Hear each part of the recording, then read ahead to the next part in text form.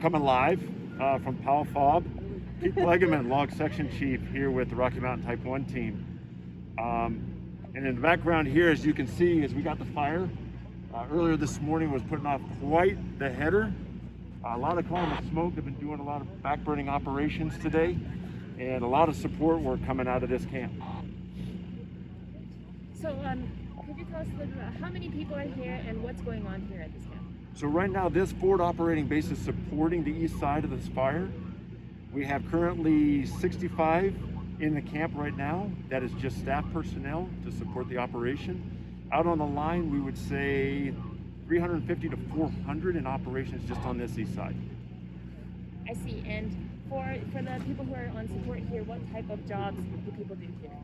Right now, we have a variety of jobs, mainly logistical support, from food, communications, facilities and camp maintenance, ground support and transportation, as well as our camp crews that help fill these orders for the folks that are out on the line. And where are those camp crews coming from? On the camp crews right now, one of them is came out of Arizona.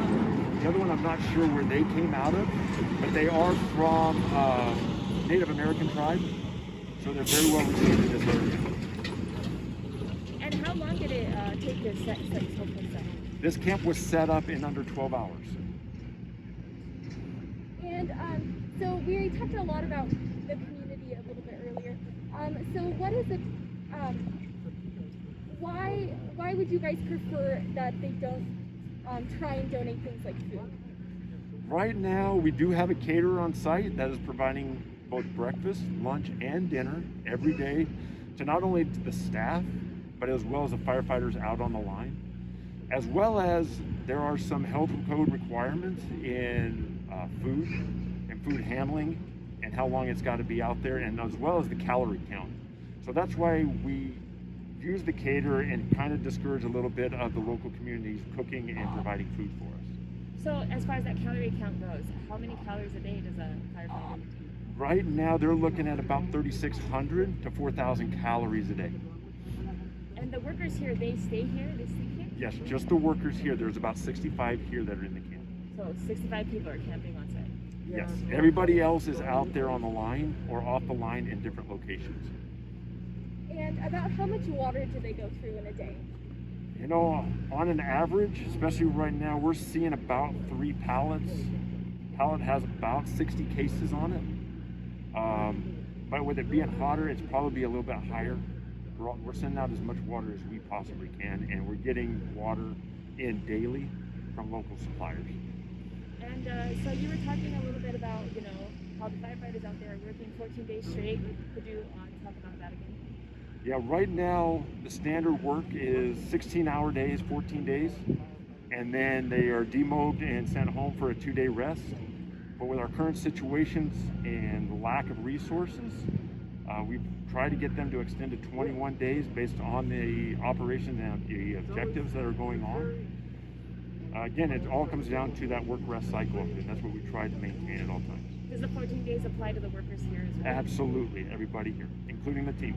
And when they leave and then leave for 2 days, do they come back to this fire, or do they? Nope, they go back available, and wherever there is a need, they are contacted and they go to another fire. So, but it could be here. It could be back here, depending on what the high priority need is. I see. And what is the biggest difference that you have seen since COVID has kind of played a part in the base? The big difference is how spread out we are. In the past, everybody would come in from the fire, they'd sit down, they would congregate, talk about their day, restock, shower up, get what they need. They would either leave the site and go camping, come back in and have breakfast. Now, we ship out all the food to certain drop points where they're set up, and we just deliver the food to them. We're now, I would say, Uber for the firefighters now. And why is a support crew so important and crucial when battling a fire like this one? Well, now that we're so spread out, the more support it's now taxing on us. Where before everybody can come in here and congregate, now that it's all spread out, our workload has doubled. So do you guys currently have enough drivers for the supplies that you guys need? Currently, we do have enough drivers here as well as at the main camp, and if we don't, with the amount of workload we have, we can pull people away and become another driver for just a little bit. So we're able to do a little bit of overlapping. Earlier you were talking about, some of the, with so many fires popping up in the West that you're kind of competing for resources, but this fire is second highest priority in the nation. Can you talk a little bit about that? Yeah, the Grizzly Fire just up the street along I-70 is the #1 right now currently.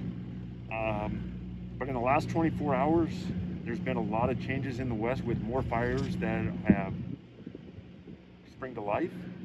And with that are bigger, more resource ordering. That has now become a challenge to us in trying to make sure that we have the adequate firefighters and equipment necessary to continue working and trying to contain the fire behind me. So with us competing, the national level is now assisting us in trying to develop who gets what based on that priority level. Are there any specific resources that you're wanting here or missing or need? There's a lot of needs, there's a lot of wants. Firefighters, shot crews, type 2 crews, engines, overhead positions to help support. And those are the high demand needs, but every fire needs that. And as we continue to compete, those resources start to diminish. So myself and others in here start taking on dual roles and triple roles just to maintain that support for the folks behind us. What are some of the best things that the community can do to help? Just to continue the support. The banners are the biggest thing. We have a lot of resources coming from out of state. They give up a lot of family time, family away from different 2 states over, 3 states over. By seeing that support, it's another family here, and it's something that's very much appreciated, especially during the COVID times and some of the mental health issues and challenges that we're facing right now. So we are still the second priority in the nation, is kind of what you had mentioned. Can you explain a little bit more about why that is? What makes this fire so complex? And there's a lot of things that would make this complex. One is the size, the location. We have a lot of values at risk. As you guys know, Grand Junction has a huge gas line. Chevron is a big piece in this area. So those are some infrastructures that we need to protect. And if we don't have the resources to protect that, those are properties that lost it. Our priority right now is to protect those structures.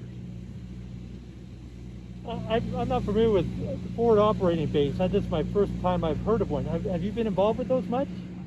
Yes, it's an older concept. We used to have spike camps, which is just remote camps, smaller groups, based on the current operation that they're doing. We didn't want crews to come back into camp. Now with COVID and not having everybody return back to the main ICP and the travel times, we've developed these forward operating bases. They're a little bit larger than a spike camp. They are full support. We do have supply. We do have our caterer here, where a main camp would have the caterer. We have them here because it is closer to get food to the line a lot faster. So would this be a spike camp pre-COVID time if This would be a very large spike camp pre-COVID. Yeah. Also, Keith talked about gas and oil in the area. The land we're on is owned by Chevron. They actually approached the fire team and said, "Hey, we have land. If you want to put a camp out there, Chevron Gas said you can use our land." So we're on Chevron gas land.